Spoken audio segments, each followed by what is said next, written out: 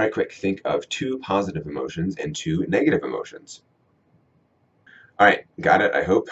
Guess what? That was a trick question. There are no such thing as positive or negative emotions. Emotions aren't positive or negative. They are just emotions, which for a society such as ours that puts moral weight on emotions, it's a strange concept, but it's true.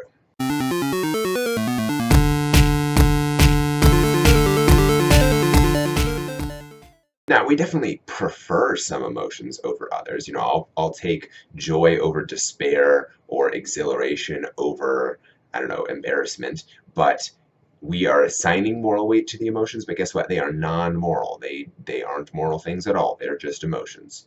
So what are emotions then?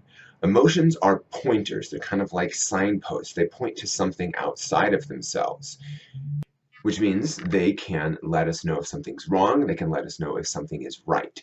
So if we ignore emotions, we're ignoring what they're pointing to, which is bad. Also, letting them run the show is bad because they're just signposts, they're just pointers. The thing they're pointing to is way more important.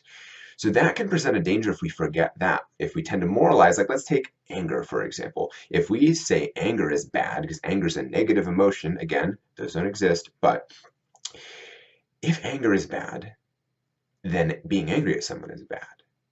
We could say, oh, that being angry is a sin, which is actually false.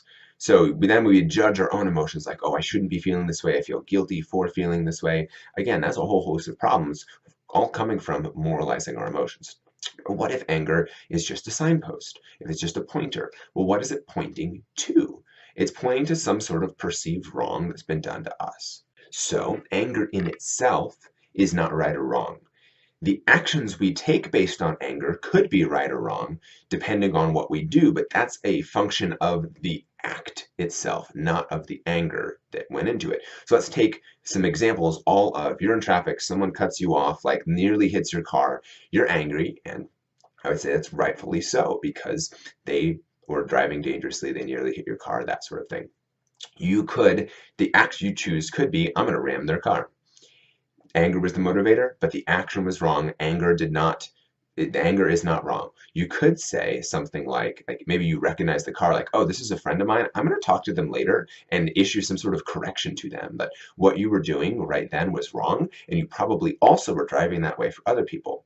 So issuing that correction, especially if it's done in the interest of making them better, that's a right action based on anger. You could also, you take the anger, you don't know who the person is, and you choose to forgive them. I made another video on forgiveness, so look up the video on what forgiveness is not for that one. In each case, anger was the same, the action was different. The action was what was right or wrong, not the emotion. So, unrelated to that, but sort of related, I've been rereading the book Boundaries, which is awesome. I think everyone should read that book. Like everyone in the world should read that book. And one thing they're clear on is boundaries belong, so to speak, to you, to the other person. That my emotions are mine, your emotions are yours. So I can't take responsibility for yours, you can't take responsibility for mine, because there is a boundary there. Now, sometimes it may be appropriate to help someone, but again, it's not taking responsibility for them. It's saying, I'm giving you what I can to help, but ultimately, I might not be able to do everything you're expecting of me. So that's important to notice with boundaries. One personal takeaway from that fact, the fact that my emotions are mine, their emotions are theirs, is if I'm issuing some sort of fraternal correction to someone, they might not like it. They might get upset, they might get angry, there might be a whole host of things. If I choose to not issue that correction because of how they're going to react, I'm attempting to control their emotions. I'm saying I'm not going to say a thing that needs to be said so that they don't react emotionally. I'm denying them the right to their emotions.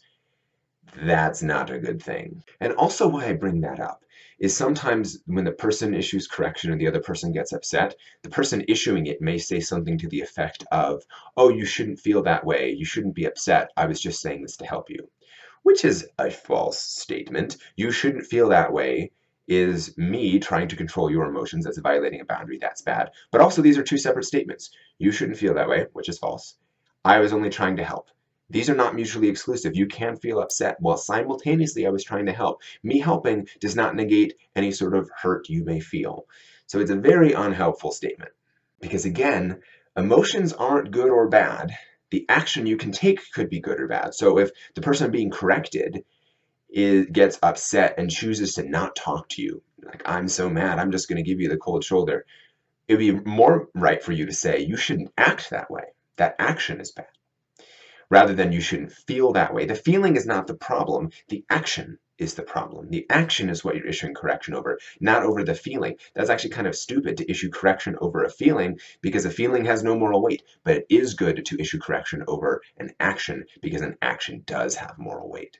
All right, so what does this mean for you? One, purge the phrase "you shouldn't feel that way" from your vocabulary. It's a false statement, it's not helpful. A second one is, if someone says that phrase to you, know that that's not a true phrase and try to uncover what action are they correcting.